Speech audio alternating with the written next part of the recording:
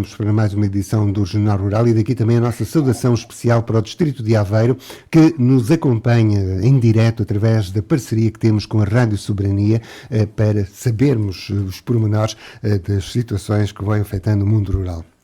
Todos nós nos lembramos das terríveis imagens após a tempestade de Cristo, ali no Pinhal de Leiria, em que todo aquele território de pinhal, completamente devastado, parece que passou ali uma motosserra a meio daquelas árvores, que são imagens realmente devastadoras. Essa foi a imagem mais visível, só que a tempestade não atingiu só a região de Leiria, atingiu praticamente toda a zona centro do país, em que o pinho foi terrivelmente afetado e atingido.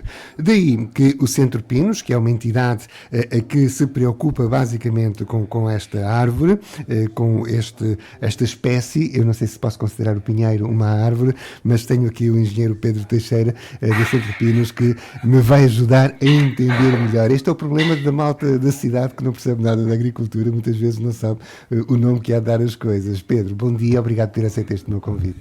Fala-me um pouco, no fundo, do que é que vos motiva, o que é que está por trás desta visita de campo que vão fazer com este nome, a gestão do Pinhal após a tempestade.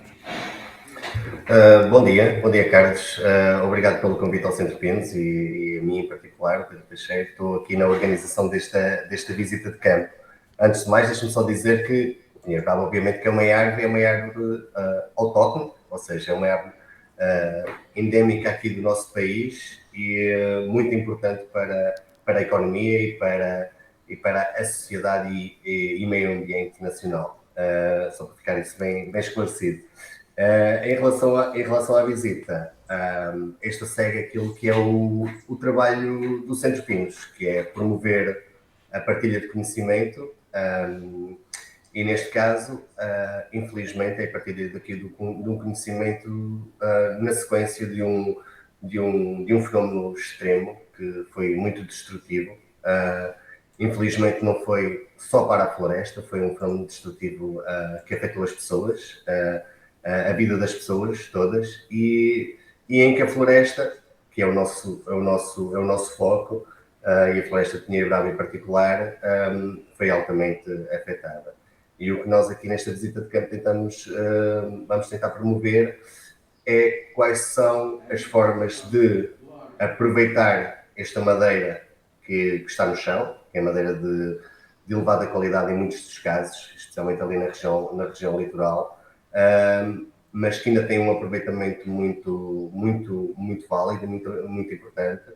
E de que forma é que esta exploração florestal ou esta colheita desta madeira que está no chão pode ser feita e como é que ainda pode ser valorizada, quais são as dificuldades destas operações, quais são os custos inerentes a estas operações e, numa segunda parte da visita, falarmos quais são as medidas que as entidades públicas, e neste caso o ICNF, que é parceiro e co-organizador desta visita de campo, está a aplicar nas suas áreas, nas áreas sob gestão do ICNF ali na região litoral, para impedir que haja problemas subsequentes, nomeadamente com ataques de agentes bióticos, ou seja, pragas, que possam afetar não estas árvores que estão no chão e que estão afetadas pela tempestade, mas povoamentos vizinhos que estão em pé, que estão saudáveis, mas que podem ser altamente afetados com o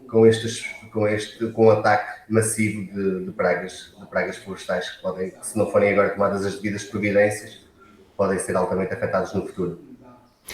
Pedro, eu vou fazer questões naturalmente de que o cidadão comum possa fazer, uma vez que eu não domino muito a matéria, que tem a ver um pouco com isto. Nós vimos, eu peço desculpa voltar a este exemplo, mas o Pedro depois me falar de outras, aquela situação que aconteceu no Pinhal de Leiria. Aqueles pinheiros, como estão, eles conseguem se regenerar ou eles têm que ser totalmente arrancados e substituídos por outros, correndo o risco do que está ainda em solo poder absorver as tais doenças, as tais pragas e aí contaminar o próprio solo para a produção futura? Não, esse pinhal é uma das grandes vantagens do pinheiro bravo como espécie florestal é que ele regenera muito facilmente por semente.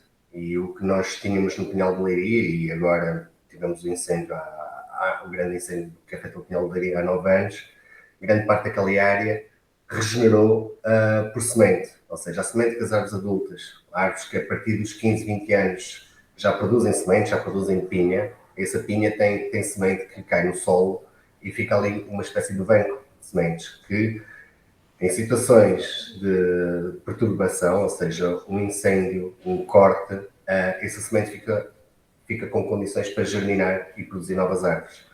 E é isto também uma das preocupações destas áreas afetadas pelas tempestades, é retirar rapidamente, o mais rapidamente possível, estas árvores do chão, que estão tombadas no chão, para permitir que essa regeneração também tenha as condições ideais para vingar. E então, além das preocupações de aproveitamento da madeira, preocupações fitossanitárias, ou seja, de pragas e doenças que possam afetar os povoamentos circundantes destas áreas afetadas, é também a preocupação de permitir dar condições para que essa germinação natural, essa regeneração natural da floresta possa vingar.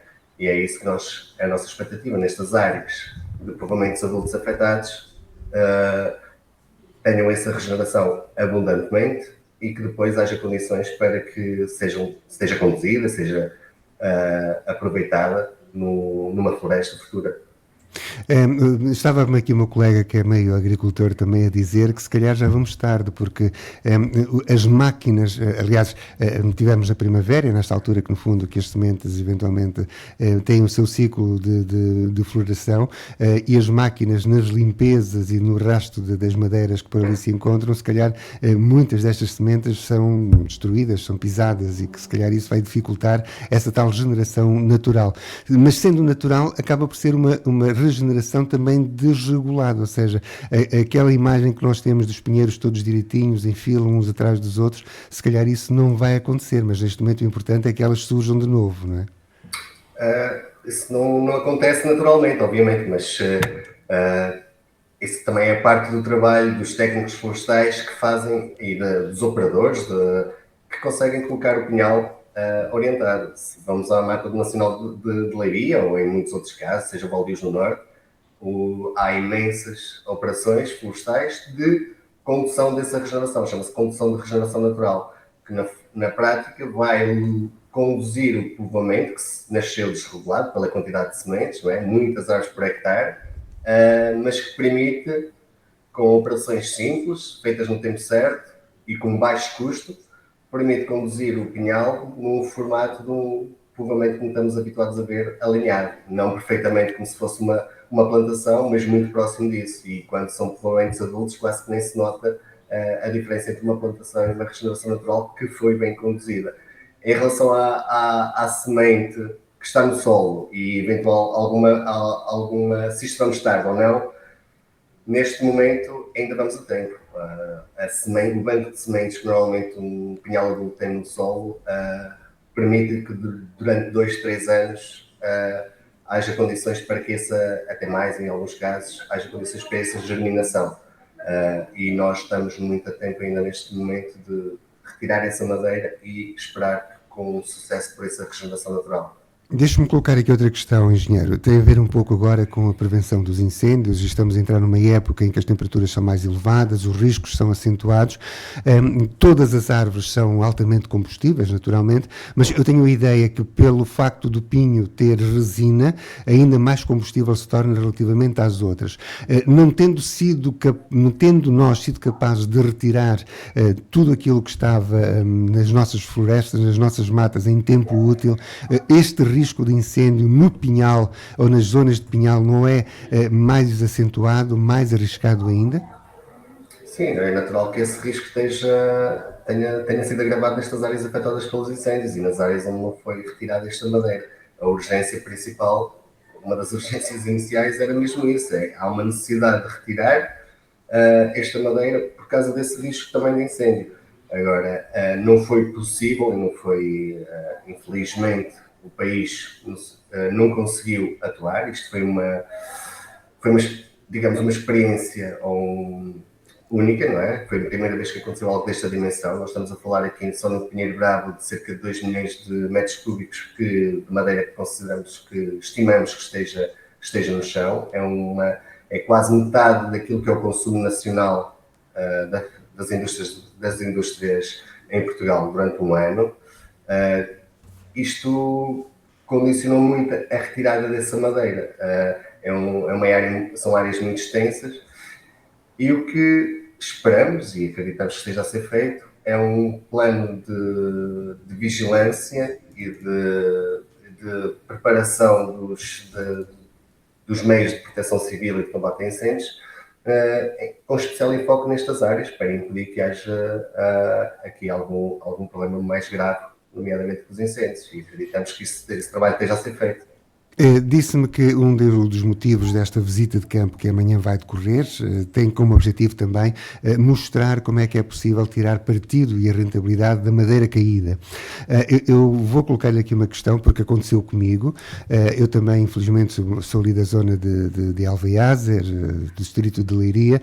Alguma madeira minha também foi afetada. Eu, infelizmente, em Coimbra, não tenho a possibilidade de estar no terreno, mas tenho lá familiares que dizem que levaram lá os madeireiros, que eles desvalorizaram completamente, porque neste momento já ninguém quer madeira do pinho, a quantidade do pinho é de tal forma elevada que não dão nada praticamente por aquilo. Esta é uma realidade? Ou seja, os madeireiros, a indústria de quem trabalha esta área está-se a aproveitar desta situação em que efetivamente há um excesso de madeira no chão? Eu não diria que é uma questão de aproveitar, é uma realidade. Nós estamos com um excesso neste momento, conjunturalmente, ou seja, neste ano, estamos com um excesso de madeira no mercado. E a indústria que consome esta madeira não tem capacidade de absorver mais madeira. E é natural que os negócios que há meia dúzia de meses se faziam por valores muito superiores, neste momento são mais difíceis de fazer, e quando são feitos com alguma redução de preço. Agora, nós temos que perceber que, infelizmente, esta tempestade aconteceu na sequência de 2 anos em que ardeu uma área muito significativa de Pinheiro Bravo. Em 2025 e em 2026, nos verões, ardeu muita madeira, ou seja, já havia um excesso de madeira que estava no mercado. E agora esta tempestade veio acrescentar mais este volume, que representa, como eu disse, representa quase 50% do consumo da fileira no ano.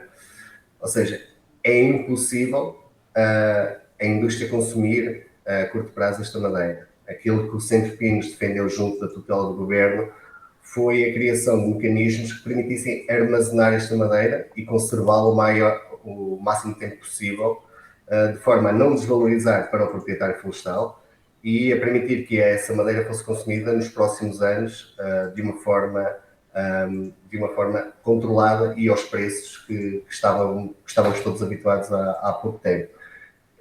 Infelizmente isso não aconteceu, pelo menos ainda não aconteceu, e o mercado tem estado a funcionar e, naturalmente, com este excesso de madeira tem havido negócios que não são possíveis de fazer, especialmente com pequenos proprietários, e a indústria não consegue absorver mais, e é natural que os preços tenham reflexo nos preços.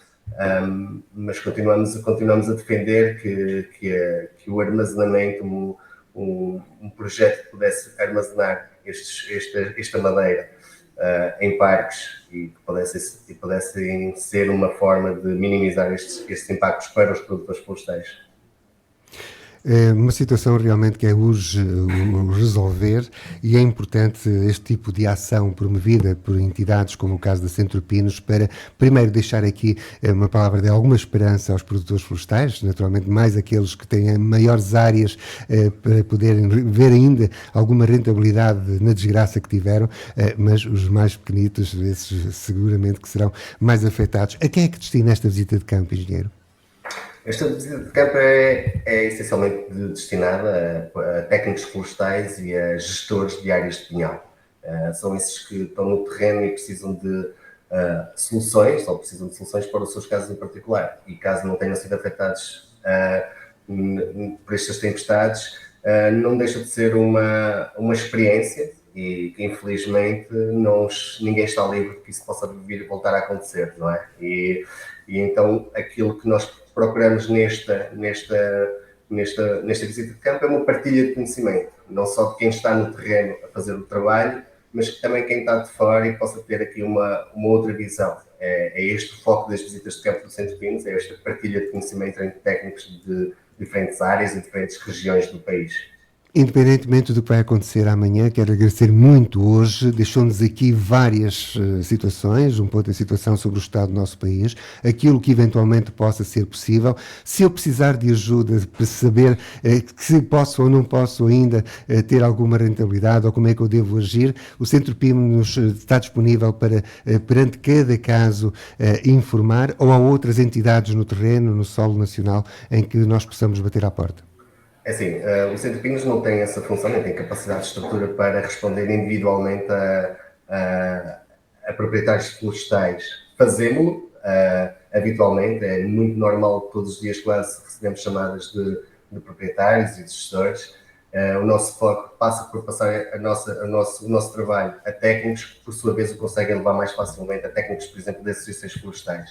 E é aqui o nosso rap também é este, é que os proprietários florestais têm em organizações de produtores florestais, associações, as chamadas associações de produtores florestais, quase em todo o território nacional, cobrem todo o território nacional, e têm aqui técnicos capazes de fazer este tipo de apoio.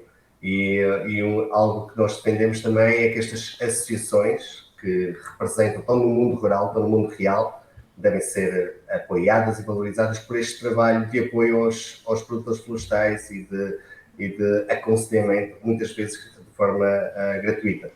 Por isso, a minha recomendação primária era procurar na região, da região de influência, estas organizações de produtores florestais, ou até mesmo na Câmara Municipal, que tem os gabinetes técnicos florestais, também podem ter esta competência de aconselhamento. Em último caso, o Centro Pinos está sempre disponível para tentar ajudar dentro das limitações que tem. Engenheiro Pedro Teixeira, um abraço, amigo. Muito obrigado por ter estado connosco no Regional Rural de hoje. Foi muito útil. Muito obrigado. Um abraço, amigo. Obrigado. Bom dia. Centro Pinos promove amanhã esta visita de campo para falarmos sobre o que é possível fazer ainda após as tempestades, principalmente para os proprietários e para todos aqueles que lidam com o pinheiro. Bom dia.